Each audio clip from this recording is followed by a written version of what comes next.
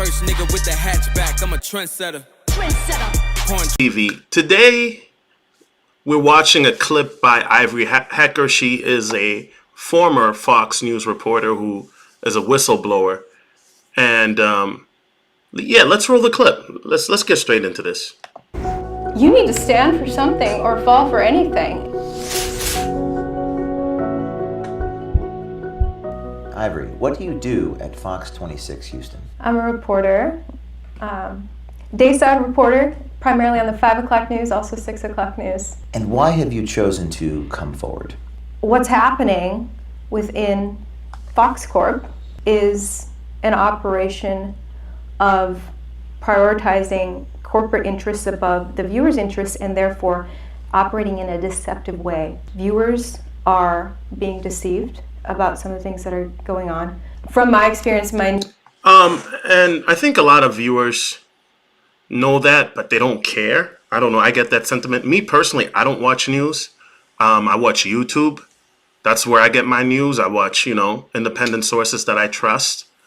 The only time I watch news is to get the weather. That's it. Because that's the only thing they report honestly. And 50% of the time they get that wrong.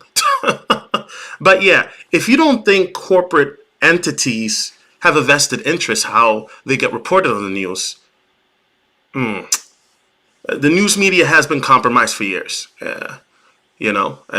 That's just being honest. I could get into more detail, but let's hear from her, a woman who actually was there. Kind of groups everyone into racial groups. A lot of our meetings are about, well, how does this play to black people? Hecker says Fox 26's suppression of news stories many times was based on their viewer demographics.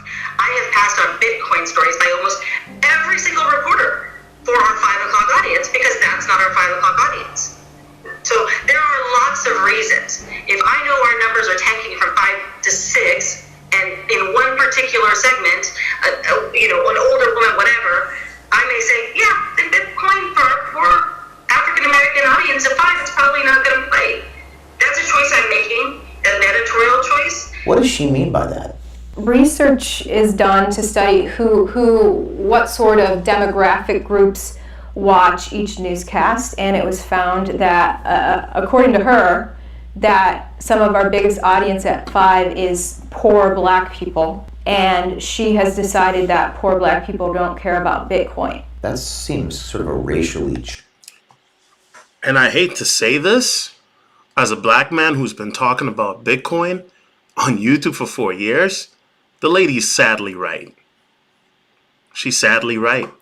Now, I'm not saying all black people don't care. That's not what I'm saying. But for the most part, a lot of black people gloss over it. And people have no idea what's about to come down the pike. You guys have no idea. The next 6 months, this country is going to see something that the whole world, actually, that we've never seen before. There's going to be, by next year at this time, there is going to be a financial reset.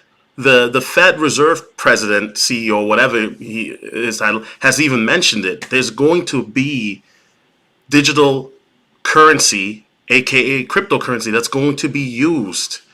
And a lot of y'all are sleeping. Y'all worried about weave and sandals and all just dumb stuff. But you know what? Is it racial? Yeah, it is. But the lady's telling the truth, because if she puts a Bitcoin video up in Fox in Houston, nobody's going to watch it. Okay, so that was there's more of the video where Hecker exposes other topics they don't cover. And once again, let me just state for the record, I agree with Hecker that should have been definitely played, because if you are in a poor community, why wouldn't or your audience is poor, why wouldn't you play that for them to have some wealth, right? I understand where the lady's coming from as well, because she knows, even the old white lady knows, black folks ain't gonna watch it, and it's sad, because if other races hear about how to get this bread, how to come up, they're gonna listen. It's sad. But anyway, my name is Solomon Jones. I have a Trendsetter cryptocurrency course for beginners. This can change your life. It has changed my life. It has changed my friends' lives. And this course will teach you how to research cryptocurrency, the history of cryptocurrency, how to exchange cryptocurrency, how to get cryptocurrency, interviews with my millionaire mentors, the coins to get outside of Bitcoin, or how to look at coins outside of Bitcoin, because, if you want to accumulate more of a better position. And I mean, listen, if you want to live a better life in the future, and if you're tired of how you're living right now, I highly recommend you get the course. Next year at this time, the prices that you're looking at, these prices next year at this time, pull up this video, they will never be the same. Last year at this time, Bitcoin was $10,000. And you don't have to buy a whole Bitcoin. See, a lot of people, Ethereum was about $500 last year at this time. So people don't realize you don't have to buy a whole, coin. You can buy part of one. And we do the tokenomics. So, we look at a coin to see if it's a good coin, and utilities, and we do the research. I show that as well. But anybody who's watching this in the future, if you're watching this next year, if this video happens to go viral next year, or somebody just happens to stumble along, you guys are going to be like, damn, this Solo guy was right. I mean, this reminds me exactly of what Da Vinci 15 did in 2013, where he begged people just to buy $1 worth of Bitcoin when Bitcoin was $115. And look at where it's at right now. It just breaks my heart. It breaks my heart. Anyway, it's your boy, Trendsetter TV 84, and I'm out. Peace.